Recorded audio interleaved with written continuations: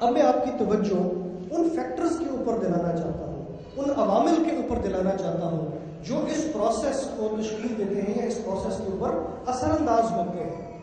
وہ کون کون سے ہیں، وہ عوامل کون کون سے ہیں، آئیے دیکھتے ہیں۔ سب سے پہلے تو معاشرتی سماجی پہلو یا کلچرل ثقافت سے ریلیٹڈ پہلو۔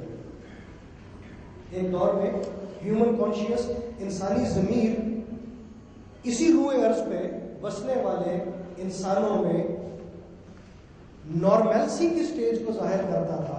ان لوگوں کے درمیان جو آدم خور تھے، ان کے لیے آدم خوری ایک نارمل سی بات تھی۔ تو سماجی اور کلچرل پہلو جو ہیں وہ ہمارے سوچ کے عمل پر اثر انداز ہوتے ہیں، جسے عام طور پہ کامن کانشیس کے ساتھ بھی ریلیٹ کرتے ہیں، ایک عمومی شعور کے مطابق لے کر چلتے ہیں۔ معاشرے کا ایک عمومی شعور ہوا کرتا ہے نا، اور عمومی شعور کو یا کامن کانشیس کو جب ہم کسوٹی کے طور پہ لیتے ہیں یا اس کو ہم معیار بنا لیتے ہیں، وہاں پہ ہم غلطی کر دیتے ہیں، وہاں پہ ہم ڈپریشن کی ذہنی امراض کا صحیح طور پہ تعین نہیں کر پاتے۔ آگے چل کے بتاؤں گا کہ کسوٹی اصل میں ہمارے لیے ہے کیا، جس کی بنیاد پہ یہ تعین کیا جائے کہ ہمارے سوچ کا عمل درست ہے یا اس میں کوئی فرق ہے۔ اچھا، سوشل اور کلچرل پہلو کے بعد ایک بایولوجیکل فیکٹر حیاتیاتی پہلو ہے۔ حیاتیاتی پہلو کا تعلق ہمارے برین کے پروسیسز سے ہے، جو اس سے پہلے کی سلائڈز میں نے آپ کے سامنے پیش کی۔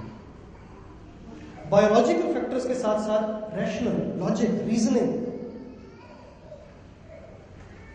منطق، دلیل ایک پہلو یہ بھی ہے۔ اور پھر ہمارا جذباتی کیفیات، ہمارے سائیکو ڈائنامک ایموشنز، ہم کیسا فیل کرتے ہیں اور اس کے اوپر ہمارا جذباتی ریئیکشن کیسا ہوتا ہے، یہ بھی ہمارے سوچ کے عمل کے اوپر اثر انداز ہونے والے بنیادی پہلوؤں میں سے ایک ہے۔ اور اس کے بعد پھر روحانی پہلو، دا اسپرچل آسپیکٹ۔ آنکھ میں آنسو آتے ہیں، جب ہار جاتے ہیں تو سجدہ ریز بھی ہوتے ہیں، دعائیں بھی مانگتے ہیں۔ تو جو روحانی پہلو ہے وہ بھی ہمارے ذہن کے افعال کے اوپر اسی طرح اثر رکھتا ہے جیسے کہ باقی پہلو رکھتے ہیں۔ اور پھر ہمارے زندگی کے تجربات،